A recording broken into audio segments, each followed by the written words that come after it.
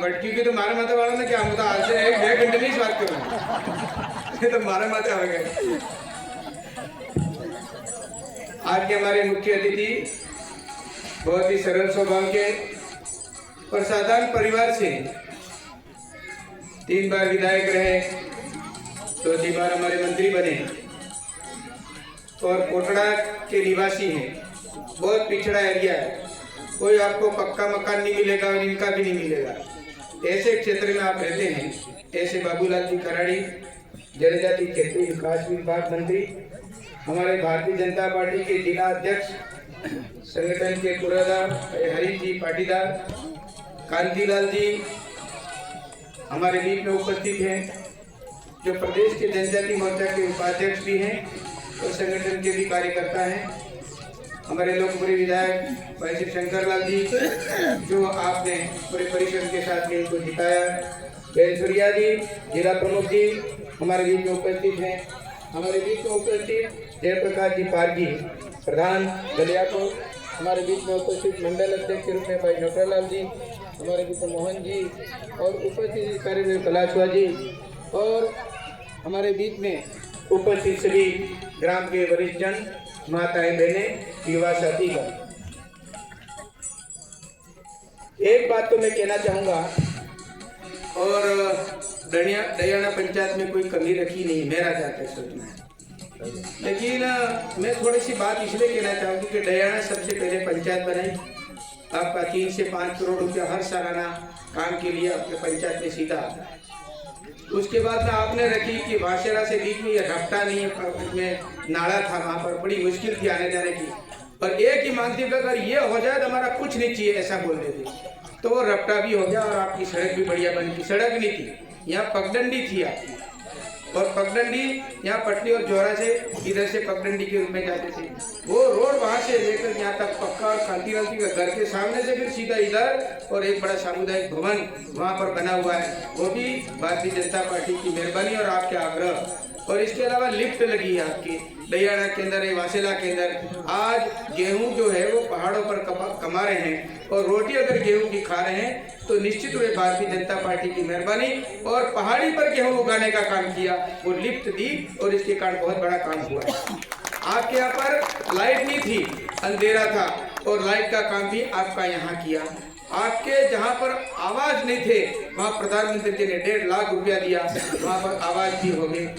और एक भी मकान नहीं छूटा जहाँ पर आपकी लाइट नहीं हो, ये काम भी किया। फिर आपने कहा कि जोरा से आगे रोड निकालना है, तो जोरा से आगे रोड निकल गया। फिर मांग करी अपने मंत्री काल में कि आप तो हमारे ओबरी से जोड़ दो, पुलिया चाहिए, तो पुलिया भी हो गया। आप वहाँ से शोर मंत्री जी को लेकर के आए, शोर रास्ते से आए, वरना तो खड़कता होकर के आना पड़ता। तो ये स्थितियाँ भी हुई हैं। तो मैं सोच रहा था कि मैं परिपूर्ण हो गया और बहुत संपन्न हो गए सब आप लोग, अब कोई काम बाकी नहीं है। परंतु आज तो एक के बाद लाइन लग रही है कि इतनी सारी आबादी कहाँ बढ़ गई। अब आबादी बढ़ाने का ही काम करोगे तो समस्या होगी निश्चित रूप से। और इसलिए निश्चित जो आबादी बढ़ेगी तो वोट भी मिलेंगे, ऐसी बात नहीं है, दोनों तरफ से ऐसी बात नहीं है, हम इसका मना नहीं करते। लेकिन फिर भी अपनी सीमा में रह करके हम किस तरह से काम। अब मैं एक थोड़ा सा वाचन इसलिए करता हूँ थोड़ा सा कि अभी सरकार जो कर रही है ना, 1 वर्ष पूरा हुआ। 1 वर्ष में भजनलाल जी मुख्यमंत्री जी को धन्यवाद देना चाहता हूँ, और बाबूलाल जी को मैं धन्यवाद देना चाहता हूँ कि वाकई में इस सरकार ने कितने बड़े बड़े काम किए हैं। आप लोग लगते होंगे कि स्कूलों में चपरासी नहीं हुआ करते थे, और चपरासी हुआ नहीं करते थे तो 51,000 यानी आपकी यह चपरासियों की एक विज्ञप्ति निकाली है। उसके अंदर स्कूलों में अब चपरासी मिलेंगे, वरना हेडमास्टर झाड़ू लगाता था, मास्टर जो है झाड़ू लगाते थे। ये परिस्थिति अगर किसी ने सोचा है छोटी सी बात, तो ये भजनलाल जी सरकार ने और बाबूलाल जी कैबिनेट मंत्री ने ये पास किया कि वाकई में ये काम होना चाहिए। अब इसके लिए ताली नहीं बजाऊंगा।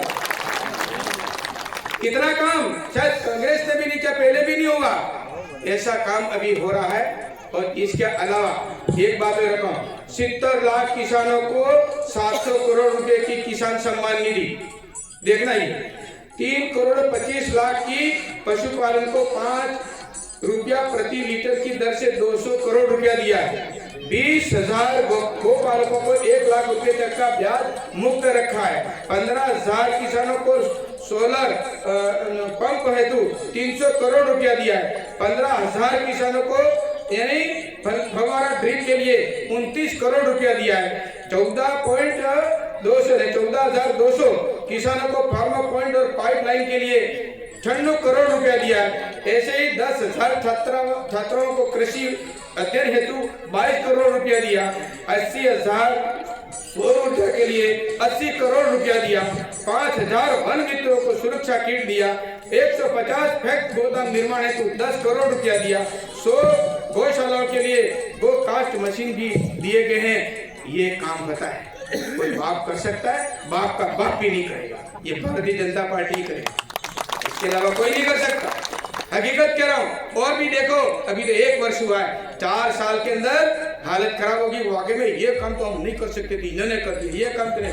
अभी इतने बड़े बड़े कार्यक्रम हो रहे हैं, कोई पार्टी वाला दूसरी पार्टी वाला नहीं आता ये कार्यक्रमों में। इसलिए नहीं आता कि मैं गुणगान करूं तो भी मेरी आपत्ति और गुणगान नहीं करूं तो भी आपत्ति, इसलिए सोच के वो दूर ही रहता है। अब क्या करें, ये सरकार आ गई, इसने तो विकास की गंगा बहा दी। और आश्चर्य होगा कि मैं ढाणी ढाणी पहुंचाऊं, घर घर पहुंचाऊं, लोगों ने हैंडपंप मांगे, सड़क मांगा, ये मांगा। आदरणीय प्रधानमंत्री अटल जी की सोच थी कि 200 किलोमीटर 200 की आबादी में सड़क करना और महिला बाल विकास के नाते आंगनवाड़ी सेंटर करना। 3 महिलाएं लगती है, विधवा बच्चा, ST SC, इनका चयन करना। इतना सारा का साइकिल देने का काम, स्कूटी देने का काम उस समय और आज दिन तक चल रहा है। यानी कि इतना बड़ा काम भारतीय जनता पार्टी सोचती है तो दूसरी पार्टी कोई नहीं सोच सकती। और एक तीसरी पार्टी आई है, उसका तो नामो निशान नहीं, कोई लेने देना नहीं है। ये जितने भी बाप बाप करते हैं लड़के, मैं कह रहा हूँ कि तुम्हारी जिंदगी खत्म हो रही है और सबसे ज्यादा विकास तुम अपने फले में, अपने मोहल्ले में रोक रहे हो। ये बड़ी बात को इसमें बहुत खतरनाक स्थिति पैदा होने वाली है। इसलिए अभी भी समझ सकते हो तो समझें निश्चित रूप से, और वातावरण शुद्ध होगा, काम अच्छा होगा तो सब मिल करके रहेंगे बढ़िया। इसलिए मेरा निवेदन है कि मैं जो कहना तो बहुत था, लेकिन अभी समय है क्योंकि कोटरा पहुंचना मंत्री जी को, और वो स्वास्थ्य भी थोड़ा ऐसे ऐसे समझ रहे हम, इनकी बोली में फर्क लगता है, लेकिन फिर भी हम बुलाते रहते हैं क्योंकि इस सागवाड़ा क्षेत्र मंत्री जी, ये शिक्षा के क्षेत्र के अंदर सबसे बड़ा अच्छा यहाँ हमारा क्षेत्र है, जिसके अंदर सबसे ज्यादा विद्यालय, सबसे ज्यादा रोल, सबसे ज्यादा पढ़े लिखे लोग, सबसे ज्यादा नौकरी वाले लोग, यानी बहुत विकास को चाहते हैं। इसलिए बार बार, क्योंकि आपके पास में चाबी है बड़ी तो है प्रधानमंत्री जी के पास में, इससे छोटी मुख्यमंत्री जी को दिए, इससे छोटी आपको दिए, लेकिन वो बहुत बड़ी दिए इसी क्षेत्र के विकास के लिए। इसलिए आपको परेशान करेंगे और बुलाएंगे। ये इसलिए बैठे हैं कि हाथ धर के कि कुछ न कुछ आज मंत्री जी और ये नेता आए तो कुछ बोल जाएंगे, एक आध दो तो काम होंगे ही होंगे, इस आशा से कि भी ये हमारा जो इस तरह से बात है। तो निश्चित रूप से कार्यकर्ता, देखो यह विधायक जी हैं, इनके लेवल की बात इनको देना, ये मंत्री जी को मत देना। मैं कह रहा हूँ कि छोटे मोटे डोम की बात हो, छोटी मोटी सड़क सीसी की हो, ब्लॉक लगाने की हो, ये विधायक जी की बात है। अगर छोटी मोटी और बात है तो हमारे पास में प्रधान जी हैं, वो भी काम करेंगे, हैंडपंप लगाने का काम वो जी कर लेंगे। बड़ी बात आपकी सड़कें हैं, सड़क और उसका बड़ा कोई कक्षों का निर्माण है और बड़ा सामुदायिक भवन की बात है, तो ये मंत्री जी निश्चित रूप से करेंगे। तो उसमें आप सब जो है वो रिपोर्ट दिए, इसमें छानबीन करके देंगे। मैं इस अवसर पर मैं ये भी ये कहना चाहता हूं कि सब करेंगे, आप चिंता नहीं करना। 4 साल है अभी तो, और 4 साल में 1 साल में तो इतना मैंने कहा ना, इतने सारे काम कर दिए। बाकी तो अभी और योजना आ रही है प्रधानमंत्री जी की, अभी मुख्यमंत्री जी की आ रही है, और इतने काम होंगे तो सब जगह काम होगा, सब लगेगा ऐसा राज चाहिए हमको, आपको डकार आ जाएगी, वाह मजा आ गया, ऐसा काम होगा। आप चिंता नहीं करें, लेकिन एक से एक जुड़ करके इस संगठन के नाते मैं निवेदन कर रहा हूं कि प्रधानमंत्री जी नाराज नहीं हो, मुख्यमंत्री नाराज नहीं हो, नाराज किसी ने हो, आपका साथ नहीं होगा तो वो आगे काम नहीं बढ़ सकता। इसलिए हाथ, दोनों हाथ से ताली बजती है, एक हाथ से ताली नहीं बजती, बजाओ ना, दोनों हाथ से बजाओ। मैं अकेला बजा रहा नहीं बज रही है, लेकिन आप दोनों हाथ से बजा रहे हो तो बहुत अच्छी बात है। आप सबको बहुत बहुत धन्यवाद, क्योंकि मुझे यह कहा था कि कीर बस्ती में सामुदायिक भवन चाहिए, एक भवन तो स्कूल में दिया था, मैंने काम गिनाए वो उस समय कर लिए सब, बाकी आबादी बड़ी है तो बड़ी आबादी में हमारे बात किए जो जनप्रतिनिधि हैं वो काम करेंगे। और अभी मुझे कहा था 6 लाख रुपए की स्वीकृति जारी की है और आज ये बड़ा सुंदर माता जी के सामने प्रांगण में अच्छा है, भजन कीर्तन बराबर चलेगा। और जब तक ये व्यवस्थित है तब तक का व्यवस्थित बनाए रखे। होली दिवाली पर रंग रोगन जरूर हो और बढ़िया व्यवस्थित हो, इतना आप ध्यान रखना। और ऊपर का जो छत है ना वो नहीं हो तो चाइना में जी कर देना, तो ये 50 साल और अच्छी तरह से टिकेगा। अगर चाइना में जी क्या पानी अंदर पचेगा तो वो अपना 10, 15, 20 साल में खत्म हो जाएगा।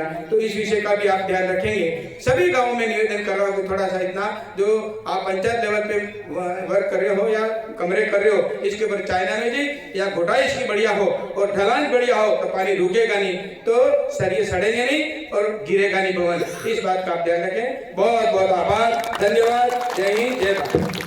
बहुत बहुत धन्यवाद।